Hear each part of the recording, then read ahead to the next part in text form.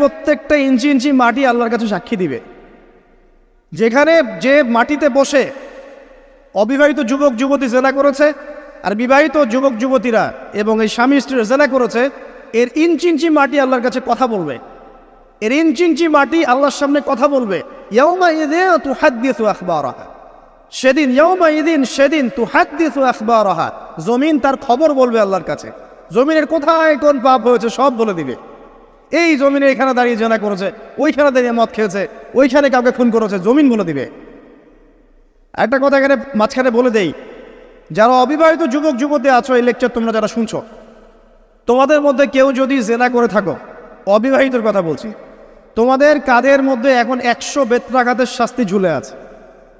সূরা নূরের 1 থেকে 3 নম্বর আয়াত পড়ে দেখবে, অবিবাহিত যুবক যুবতী যদি জেনা করে তাদের শাস্তি হচ্ছে 100 বেত্রাঘাত, তাও জনসমক্ষে।